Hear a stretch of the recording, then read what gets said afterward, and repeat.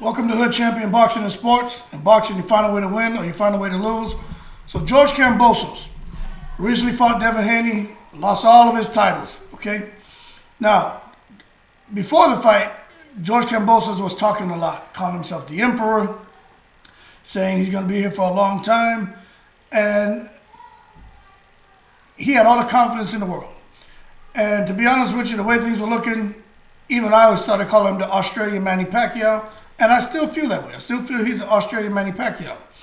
But the thing is, he ran up against a Floyd Mayweather type boxer, okay? Floyd Mayweather, Devin Haney came up with Floyd Mayweather, George Kambosos came up with Pacquiao. So it's a fair comparison, okay? But this is the thing, Devin Haney's already talking about not fighting him. Okay, the rematch and all that, they're working on giving him some step-aside money and going on to fight Lomachenko. Like, that's happening. I'll give you guys more on that after Haney, the Haney team sits down with Bob Arum next week, and they figure out how they can dodge that bullet, that rematch bullet, so they can go on to bigger fights. But my thing is this. When you hear an opponent saying stuff like, you know, hey, you can look at me in my eyes. I don't care if I win the rematch. I just want to fight. That doesn't sound like the same George Kambosos. The same Emperor Kambosos who was talking after he won the Lopez fight and before he fought Haney, calling him a rat, saying what he was going to do to him, right? What happened to that energy? Now it's like, I don't care if I win. I just want to fight. So it sounds to me like Kambosos, it doesn't matter what anyone tells you, right? He's lost some of that confidence. And Devin Haney has sucked it out of him with that syringe-like jab. And that's what happened to Kambosos. And I like Kambosos. And I think Kambosos gives anybody hell in the ring who will stand there and foolishly get shots off first and allow this man to counterpunch him. Kambosos will counterpunch you to death. He will tattoo you with those hands. He's a great fighter. He just couldn't catch up to Haney, who still has young, strong, clever legs and footwork. And that's the difference in the fight, man. The simple jab and footwork.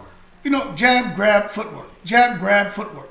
That's all it is. Jab, grab, step aside. Jab, grab, step around. Jab, grab, hold. Referee breakers. Jab, grab. Occasional check hook, right hand. And that was it.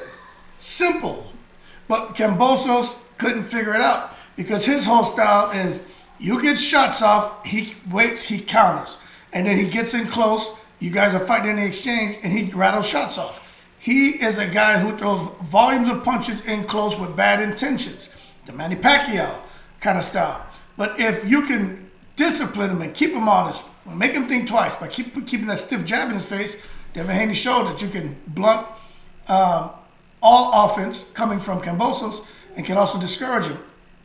And that's why he's saying he doesn't care if he wins the rematch. He just wants to fight. Because deep down he knows in his mind he can't beat Devin Haney. And back to what I was about to say, right? It doesn't matter what his dad says, what his team says, nothing. It doesn't matter if I want to tell you, hey man, I think you're great. Or if I want to tell, if some girl tells you, I think you're handsome. Or if some man tells you as a young lady, as a woman, I think you're beautiful. Or someone tells you you're smart. Or someone tells you you're dumb. It can be positive or negative, right? Doesn't matter what a person's telling you. It starts here. So I'm the kind of person, you could tell me anything negative.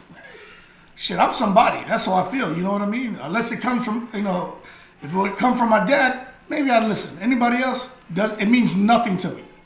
Absolutely nothing. Okay? Because you can't leave your mind behind.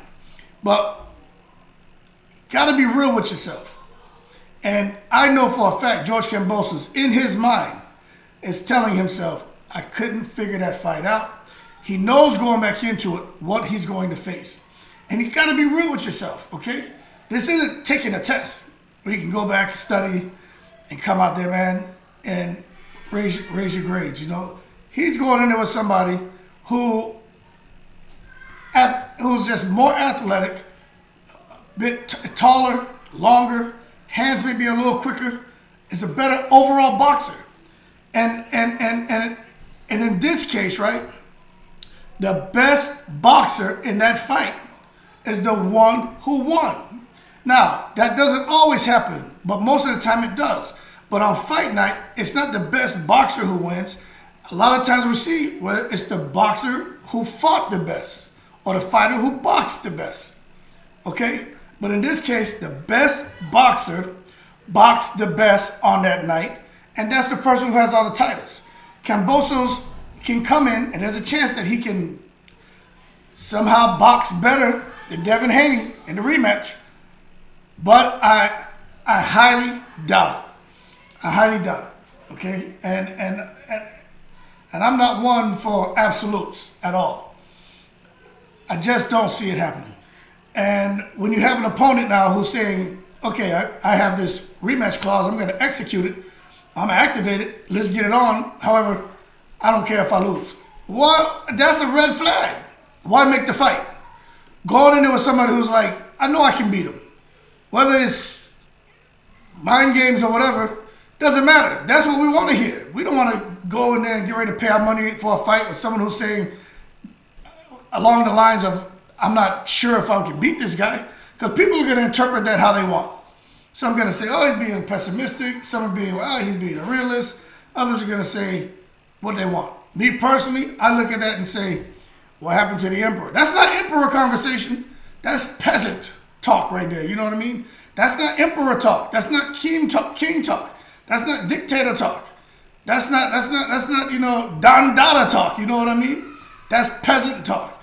That's when he's alone at night, sitting there with himself, he's saying, shit, I got to face this man again. That's what he's saying. Got to go and get embarrassed again. And this way you just have to have high self-esteem, your self-efficacy, your belief in yourself. And it's boxing. It's got to be a winner. It's got to be a loser. Getting in, do your best, and it is what it is. So I don't think anybody looks at George Kambosos and say, oh, he sucks. He does not suck. It's just Devin Haney was just that much better on that night. George Kambosos is a good fighter. But, people are cruel, man. But I'm just keeping it 100, man. I like Kambosos. In addition, I think him against Tank Davis would be a very good fight. I think Tank Davis will get him. But because that's the kind of fight that Kambosos wants. I think Kambosos and Rolly would be a good fight. Because Rolly isn't necessarily floating like a butterfly and stinging like a bee. Okay? So there's some good fights for Kambosos. And if he can put on a good representation for himself in a rematch with Haney, which I don't think is going to happen, whoever he fights next, if he comes out and he performs, hey, he's back in business. Okay? His career's not over. But Devin Haney and Bob Arum and Devin Haney's pops, Bill, who's looking like the game. I don't know if y'all seen the game. The game has grown an afro, dyed his hair black, dyed his beard black, wearing glasses, looking like Bill Haney, man.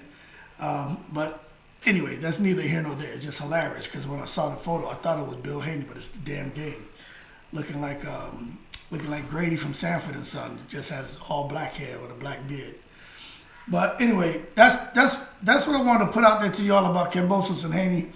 Just, let's not even expect that rematch to happen. I mean, it could, but it doesn't look like it.